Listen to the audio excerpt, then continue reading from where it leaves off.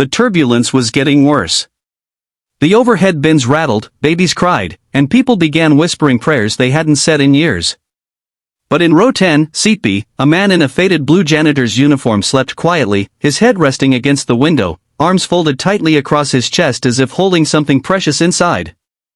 His name was Elias Ward, and tonight, for the first time in years, he was flying home, not as a hero, not as a pilot, but as a father trying to start over. Before we go on, if you believe in kindness, second chances, and stories that restore faith in humanity, please take a moment to like, comment, share, and subscribe to our channel, Stories of Kindness.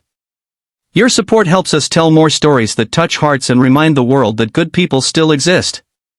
The night outside the plane was black velvet, cut only by the flickering lightning in the distance. Elias stirred when the plane jolted again. A flight attendant's calm but firm voice came over the speaker, telling passengers to remain seated. He rubbed his eyes, glanced around at the nervous faces, and sighed. He had seen storms far worse than this back when he sat in a cockpit, not row 10. Once upon a time, Elias had been Captain Elias Ward of the U.S. Air Force, a decorated combat pilot who flew rescue missions in Afghanistan. But that was a lifetime ago. A single mistake, one mission gone wrong, had cost him everything, his career, his confidence, and nearly his life. When he returned home, the medals meant nothing. His wife had left months earlier, leaving behind a 6-year-old son named Noah who barely recognized the man that came home in a hospital gown. Elias had promised himself he'd rebuild for Noah. But life wasn't kind to men with broken records and haunted eyes. His days of flight turned into nights of mopping hangar floors at the same airport where he once saluted officers. His co-workers only knew him as Eli, the quiet janitor, who always stayed late, humming softly as he cleaned. He never told them about the wings locked away in a drawer, or the nightmares that still visited when the wind howled outside. That morning, Elias had finished his shift and bought a cheap ticket to California. Noah's school play was that evening, his first leading role. Elias had promised he'd be there, even if he had to fly across the country in his work uniform. He had just enough money for the ticket and a small gift, an old toy plane he'd fixed up and painted with Noah's name. Now, halfway through the flight, the lights flickered again. A voice came over the intercom, calm, but trembling slightly beneath the surface. Ladies and gentlemen, this is your captain speaking. We're experiencing some severe weather, but everything is under control. But everything wasn't under control. Minutes later, the same voice came back, this time sharper, more urgent. If there are any combat or commercial pilots on board, please press your call button immediately. A hush fell over the cabin. People glanced around, whispering. The words hung in the air like smoke. In row 10, Elias froze. His pulse quickened.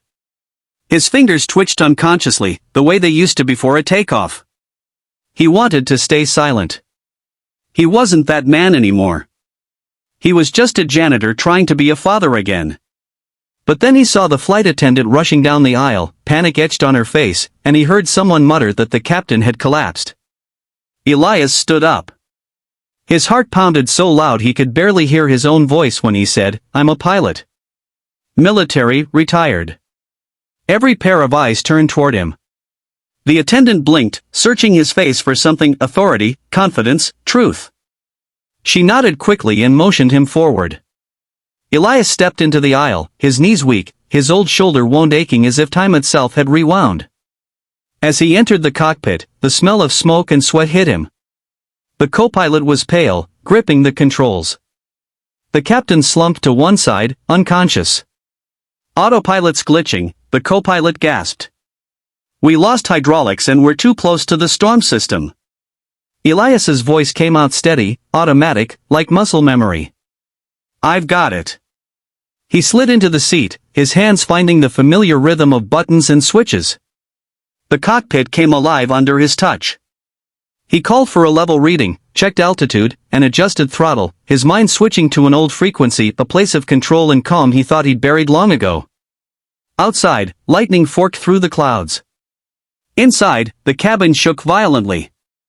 Passengers screamed, holding each other, praying.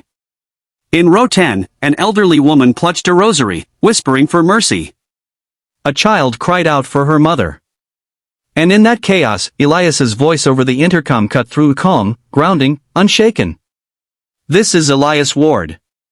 I'm a former Air Force pilot. I'll get us through this. Please stay calm and trust me." It wasn't bravado. It was a promise. The co-pilot worked beside him, following his commands. Elias guided the aircraft away from the worst of the storm, his hands trembling only when he thought of Noah. What if he didn't make it? What if his son waited in the school auditorium, watching every seat until they all emptied but his? The plane dropped suddenly, gasps filling the cabin. Elias gritted his teeth, pushing the yoke forward, leveling the wings. "Come on, girl," he muttered to the aircraft like an old friend. "You've got one more flight in you." Minutes felt like hours. He maneuvered through turbulence, rerouting power systems, balancing thrust manually. Then, like a miracle, they broke through the clouds. The sunlight spilled across the cockpit, golden and pure. The turbulence eased. The air smoothed. Silence fell over the cabin except for the hum of the engines. Elias leaned back, his chest heaving. The co-pilot stared at him, speechless. "Sir," he whispered, "you just saved 200 people."